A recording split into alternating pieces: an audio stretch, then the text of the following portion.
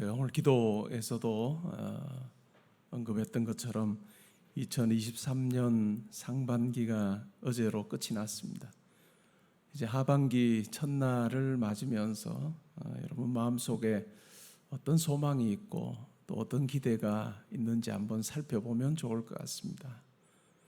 과연 내가 요즘 살면서 가장 관심을 가지고 사는 것이 무엇인가 하는 부분도 생각해 보면서 과연 내가 말씀에 비추어 내 삶에서 수정되어야 될 부분이 무엇이고 또 더 힘을 내야 될 부분이 무엇인가 하는 부분도 우리가 한번 점검해 보면 그냥 흘러가듯이 흘러가는 그런 하반기가 아니라 또 말씀 위에서 새로운 계획과 설계를 가지고 그렇게 사는 그 같은 삶이 되리라고 생각을 합니다. 오늘 우리가 읽었던 이 본문 에베소서 1장 7절 우리가 말씀을 읽었는데 에베소서 1장 3절부터 해서 14절까지 바울은 하늘에 속한 복에 대해서 성도가 누리는 복에 대해서 아주 자세하고도 담대하게 선언하고 있습니다. 내용을 보면 찬송이라고 하는 단어가 자주 등장하죠. 찬송하리로다, 찬송하리로다, 찬송하리로다. 찬송이라고 하는 것이 성도에게 있어서는 매우 중요한 삶의 태도이기도 하고 또 우리 삶 가운데 꼭 있어야 되는 것임에 대해서 이야기를 하고 있습니다. 근데 이 에베소서를 바울이 어디서 지금 쓰고 있을까요? 4장에 보면 에베소서를 어디서 쓰느냐 하면 그는 지금 감옥에서 쓰고 있습니다. 전통적으로 로마 감옥에서 에베소서를 썼다라고 그렇게 이야기합니다. 자유로운 활동이 제한되어 있는 그 상황 가운데서 바울이 이 편지를 쓰고 있는 것이죠. 우리가 보통 인간적으로 생각하면 어떨까요? 힘든 상황입니다. 어려움이 있죠. 많은 제약이 있습니다. 그러한 상황 가운데서 찬송하자, 찬송하자라고 하는 말이 나오기가 굉장히 어려운데 바울은 아주 담대하게 이야기를 하고 있습니다. 바울은 예수를 만남으로 자기의 삶이 완전히 바뀌었습니다. 예수를 핍박하던 자에서 예수 그리스도를 증거하는 자로 그는 살았습니다. 그는 한 곳에 머물러서 복음 전하는 것으로 만족하지 않고 그는 계획을 세워서 로마 제국의 동쪽 지역을 할 수만 있는 대로 다 계획대로 샅샅이 다니면서 특별히 큰 도시를 중심으로 해서 빠뜨리지 않고 거점 도시들로 가서 그는 복음을 전하는 그 같은 일을 했습니다. 그가 복음을 전했을 때 많은 사람들이 그냥 두 팔 벌려 환영하지 않았습니다. 그는 유대인으로부터 또 이방인으로부터 돌에 맞아 죽을 뻔하기도 하고 참 많은 고난을 그가 당했습니다. 한두 번 당하면 그냥 포기할 법한 그와 같은 상황이지만 그는 끝까지 그가 복음 전하는 곳마다 반대에 부딪혔음에도 불구하고 그는 끝까지 복음 전하는 일을 했습니다. 감옥에 갇힌 경우도 많았던 거죠. 바울이 주 52년, 53년경에 에베소라고 하는 지역에 가서 복음을 전합니다. 이 에베소라고 하는 지역은 그 당시에는 아데미 신전이라고 하는 것이 있었던 아데미 여신을 섬기는 신전이 있었던 곳이고 또 극장이 한 2만 5천 명 정도까지 들어갈 수 있는 큰 극장이 있었던 곳이고 또 광장이 있어서 거기서 사람들이 물건을 사고 파는 그와 같은 그래서 이 에베소라고 하는 이 도시는 소아시아 지역에서도 아주 중요한 그 같은 거점 도시였습니다. 이 도시의 특징 중에 또 하나는 물건을 사고 파는 것도 이 시장에서 광장에서 이루어졌지만은 노예를 사고 파는 것으로 매우 유명했던 도시라 할 수 있습니다. 로마 제국에 노예 시장들이 많았는데 그 중에서도 아주 큰 시장 중에 하나였던 곳이 바로 이 에베소에 있었습니다. 이곳에 가서 그가 복음을 전함으로 예수를 믿는 자들이 생겨났습니다. 물론 핍박하는 자들도 있었죠. 예수를 믿게 되면서 이 아데미 여신의 모양을 따서 은색실로 만들어서 뭐 오늘날 우리로 치면 인형처럼 그렇게 아데미 여신의 그 모양을 은색실로 만들어서 파는 그와 같은 일이 굉장히 뭐 유명하기도 했고, 그 일로 인해서 돈을 버는 사람이 많았습니다. 그런데 바울이 이곳에 가서 복음을 전함으로 이와 같은 것을 보면서 이것은 사람의 손으로 지은 것은 신이 아니다라고 바울이 아주 담대하게 이야기하므로 그 장사가 잘 되지 않게 됐습니다. 그 일로 인해서 그 장사를 하던 사람들이 에베소에 있는 사람들에게 우리가 이와 같은 아데미 여신을 섬기는 그 같은 신전지기로서의 그 명성이 이제는 훼손이 되고, 또한 이 엄마조도 이제는 위기에 봉착했다라고 하는 이야기를 하는 것이 사도행전 19장에 나옵니다. 예수를 받아들였던 많은 주술사들이 그들이 가지고 있었던 책을 다 불태우는, 그래서 은 5만이나 되었더라라고 하는, 그 당시에 이 에베소는 주술로도 굉장히 유명했습니다. 그래서 주술하는 그 책이 고가였는데 예수를 믿게 된 후에 그 주술사들이 자기의 책을 다 불태워버리는 그 같은 일이 일어난 곳 또한 에베소 지역이었습니다. 바울이 에베소 지역에 가서 복음을 전함으로, 두란노라고 하는 곳을, 두란노 서원에서 복음을 전함으로 예수를 믿는 많은 자들이 생겨났고 그들의 삶이 변하고 도시가 변하는 그 같은 일이 일어났습니다. 바울은 한 10년 정도 지나서 AD 62년, 61년경에 다시 에베소에 있는 성도들에게 편지를 합니다. 그는 옥에 갇혀 있지만 그는 담대하게 예수 그리스도의 복음에 대해서 다시 증거하는 그 같은 편지를 씁니다. 오늘 우리가 읽지 않았지만 에베소 1장 3절에 보면 이렇게 말합니다. 찬송하리로다 하나님 곧 우리 주 예수 그리스도의 아버지께서 그리스도 안에서 하늘에 속한 모든 신령한 복을 우리에게 주시되 곧 창세전에 그리스도 안에서 우리를 택하사 우리로 사랑 안에서 그 앞에 거룩하고 흠이 없게 하시려고.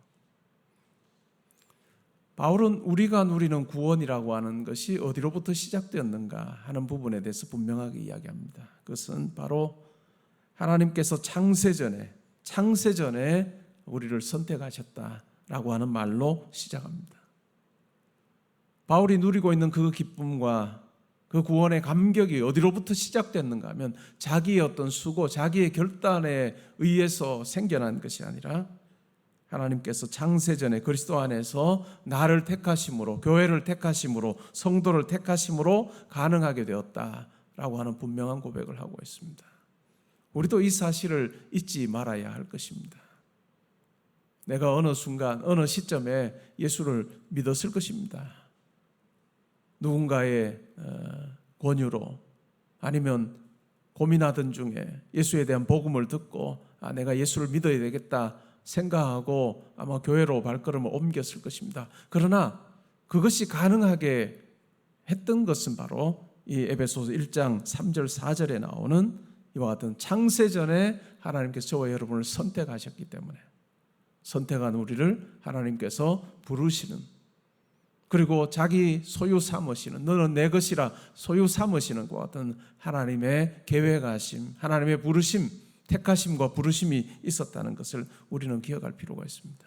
때로는 우리가 환경에 의해서 신앙생활이 때로는 흔들리는 때가 있습니다. 상황이 아주 힘들어서 여러 가지 일로 인해서 힘들 때 우리는 기억할 필요가 있는 말씀이 있는데, 그것이 바로 창세전에 하나님께서 나를 선택하셨다. 그러므로 내가 성도로 지금 살게 하신다는 것을 우리가 기억하는 것, 그것은 매우 중요할 것입니다.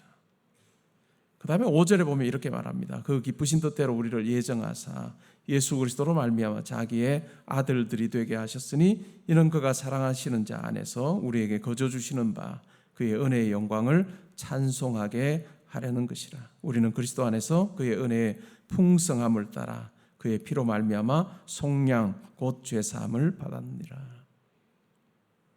에베소에 사는 사람들은 속량이라고 하는 말이 뭔지를 너무너무 잘 이해를 했을 것입니다. 이 속량이라고 하는 말은 노예 시장에서 노예를 사고 팔 때 하는 이야기입니다. 저 노예를 사고자 할 때 그 노예의 합당한 값을 쳐주고 그 노예를 자기의 소유로 삼을 때 그것이 바로 속량입니다. 어떤 한 사람이 노예를 샀습니다. 그리고 그것이 자기가 소유가 됐는데 그 노예를 자기의 소유로 내 것이라고 생각하지 않고 그 노예에게 자유를 선포해 주는 것, 그것이 바로 속량입니다. 그것이 바로 속량이라는 것이죠. 우리는 죄의 종입니다. 죄의 노예로 살고 있었던 존재입니다. 그러나 예수님께서 십자가에서 우리를 대신하여 피 흘려 주심으로 우리가 더 이상 죄의 노예로, 죄의 종으로 살지 않게 하시고 하나님께서 예수 그리스도 안에서 우리를 그 죄의 사탄의 종이라고 노예로 사는 그 사슬을 끊어주심으로 예수 그리스도의 십자가 핏값을 통해서 그 사슬을 끊어주심으로 우리가 더 이상 죄와 사탄의 종으로 살지 않도록 하신 그 같은 놀라운 은혜를 우리에게 베풀어 주셨다는 것을 기억할 필요가 있습니다. 그리고 하나님께서 우리를 그냥 또 다른 종으로 우리를 삼지 않으시고, 물론 바울은 자기를 이야기할 때 내가 그리스도의 종이라고 하는 표현을 씁니다. 그렇지만은 이 문맥에서 우리가 생각을 해보면 계속해서 반복되는 단어가 있는데 그것은 바로 아들들이라고 하는 단어입니다. 하나님께서 우리를 죄의 노예로 살던 우리를 그리스도 안에서 속량하시고 우리를 하나님의 아들과 딸로 삼으시는 놀라운 일을 행하셨다는 것을 바울은 너무나도 분명하게 이야기하고 있습니다. 우리가 기억해야 될 또 중요한 사실이 바로 이것입니다. 그리스도 안에서 하나님의 은혜의 풍성함을 따라서 그리스도의 피로 말미암아 속량 곧 죄사함을 받은 존재가 바로 나다라고 하는 것을 기억할 필요가 있습니다. 우리를 얻기 위해서 자기의 모든 것을 내어주신 그 하나님 아버지의 그 사랑과 은혜가 나에게 머물러 있음을 우리가 생각할 때 내가 얼마나 존귀한 존재인지, 하나님 보시기에 얼마나 존귀한 존재인지 우리는 알 수 있을 것입니다. 그러한 우리, 그냥 그 이후에 그리스도 안에서 속량을 받은 후에 우리 힘대로 우리 지혜대로 살라고 내버려 두지 않으시고 13절에 보시면 그 안에서 너희도 진리의 말씀 곧 너희의 구원의 복음을 듣고 그 안에서 또한 믿어 약속의 성령으로 인치심을 받았으니 이는 우리 기업의 보증이 되사 그 얻으신 것을 속량하시고 그의 영광을 찬송하게 하려 하심이라. 하나님의 영이신 성령이 우리 가운데 오셔서 인치시는 일을 합니다. 우리가 바로 하나님의 소유임을, 우리가 하나님께 속한 자임을 하나님의 영이신 성령이 우리 가운데 오셔서 인치시는, 실링하시는 그 작업을 하십니다. 그러면서 우리가 하늘에 속한 자이고 하나님께 속한 자이고 또 이 세상이 아니라 영원을 소유한 자로서 또한 그 영원한 하나님 나라를 향해 사는 자임을 우리로 하여금 이 성령을 통해서 확증해 주셨다라고 오늘 말씀은 이야기하고 있습니다. 바울은 이 놀라운 복음을 깨달았기 때문에 그는 행동이 부자유스러운 그와 같은 감옥에서도 이 노래를 하고 있습니다. 그러면서 찬송하자라고 담대하게 이야기하고 있습니다. 과연 우리는 구원받은 성도로서 또 하나님의 아들, 딸로서 내 입에서 찬송이 끊이지 않는 그와 같은 삶을 살고 있는지. 믿지 않는 분들은 상황이 좋으면 콧노래가 나옵니다. 상황이 좋지 않으면 그냥 절망 가운데 자기의 삶을 비관하는 그것이 일반적인데 과연 나는 이 세상의 어떤 것과도 비교할 수 없는 그 은혜를 입은 자답게 내가 내 입에서 정말 찬송이 끊어지지 않고 하나님을 높이는 그 같은 모습으로 내가 살고 있는가, 우리가 우리 스스로를 점검하면서 상반기의 삶이 어떠했는지 그리고 하반기 내가 어떻게 살아갈지를 우리가 한번 생각해 보면 좋겠습니다. 전라도 신안군에 가면 증도라고 하는 섬이 있습니다. 그 섬은 섬에 사는 사람들의 90%가 예수를 믿는, 우리나라에서 복음화율이 가장 높은 섬입니다. 그 섬에서 그렇게 많은 성도들이 있게 된 것은 바로 문준경이라고 하는 여전도사님의 그 같은 수고와 헌신이 있었기 때문입니다.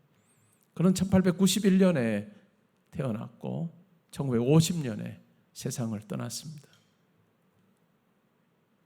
그가 27, 28에 예수를 믿었습니다. 17에 결혼을 하고 또 아기를 낳지는 못했어요. 그리고 27, 28에 예수를 믿게 되었고 결국은 신학 공부를 하여서 전도사가 되었습니다. 그는 이 지역, 신안이라고 하는 이 지역에 1,004개의 섬이 있는 그 지역에 다니면서 150개의 섬을 다니면서 복음을 전하고 또한 교회를 세웠습니다. 어느 누구보다도 열심히 내어서 마치 바울이 1, 2, 3차 세계 선교 여행을 하면서 정말 많은 사람들에게 복음을 전하려고 애썼던 것처럼 이 문준경 전사님은 그가 할 수 있는 대로 그는 섬마다 다니면서 복음을 전했습니다. 그 당시에 사람들이 고무신 한 켤레면 살 수 있었던 그때, 1년에 고무신 한 켤레면 지냈던 그때 그는 9켤레, 10켤레를 그냥 다 달아서 고무신을 바꿔 신으면서까지 그는 복음 전하는 데 열심을 내었습니다. 그가 복음을 전하려다가 일제시대에 일본 경찰에게 붙잡혀서 예수를 거부하라고 하는 그와 같은 핍박을 당하기도 했습니다. 그때마다 환난과 핍박 중에도 성도는 신앙 지켰다라고 하는 그 가사를 그는 항상 찬양을 부르면서 또한 내가 죽으면 죽으리라 라고 하는 그 고백을 가지고 그 압박에도 굴하지 않고 신사참배에 그는 동참하지 않았습니다. 한국전쟁이 6.25 전쟁이 일어났습니다. 북한군이 이 지역 그 지역까지 다 내려와서 섬을 점령하고 있습니다. 그 여전도사님은 목포라고 하는 목포 지역에 그때 있어서 북한군과 맞닥뜨리지 않은 그와 같은 상황. 그런데 자기가 복음 전했고 예수를 믿었고 함께 사역을 했던 그와 같은 다른 여전도사님과 또한 성도님들이 북한군의 위협 아래 놓여 있다는 소식을 듣고 그는 다시 중도로 들어갑니다. 중도로 들어가서 북한군 앞에서 이야기를 합니다.